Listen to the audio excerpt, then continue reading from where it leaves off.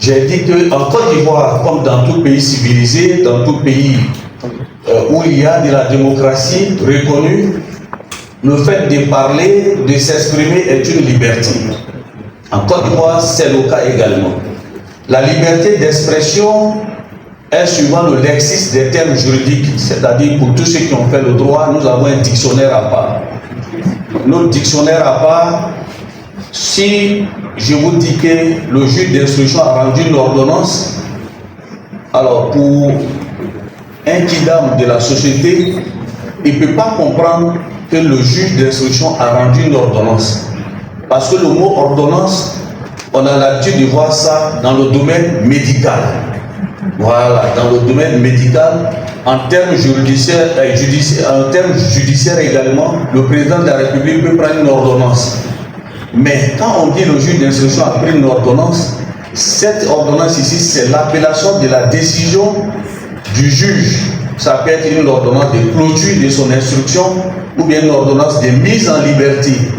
Donc, c'est pour cela qu'il y a eu un dictionnaire pour les juristes qu'on appelle le lexique des termes juridiques. Donc, selon la définition qui est contenue dedans, la liberté de communiquer ses opinions, le cas échéant par voie de presse.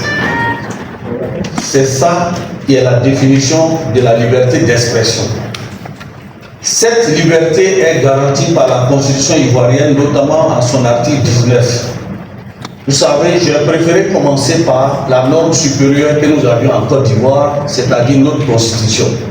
C'est une Constitution qui a été votée par référendum par le peuple en 2016. Et c'est elle qui définit la vie de la Côte d'Ivoire, la vie de toutes les institutions. Donc, pour venir parler même de liberté d'expression, bien de dérives langagières, j'ai jugé utile d'attirer votre attention sur cet article 19. Et je voudrais inviter les uns et les autres, pour ceux qui ne l'ont pas encore, il faut que vous ayez la Constitution. Parce que tout est ici en matière de liberté d'expression. Si vous ne saviez pas le contenu de cet article, vous serez constamment en conflit avec le procureur de la République. Parce que vous allez estimer que vous aviez exprimé vos pensées de façon libre. Parce que même si vous faites un micro-trottoir pour demander aux citoyens qu'est-ce que c'est que la liberté d'expression, tout le monde va dire tout simplement la Constitution a prévu la liberté d'expression. Ça veut dire non, ce n'est pas une nomaslam, c'est vraiment encadré. Vraiment, tout journaliste doit avoir la Constitution au chevet de son lit, dans son bureau, dans son véhicule, comme le procureur de la République le fait, parce que moi, mon véhicule est véritablement un bureau.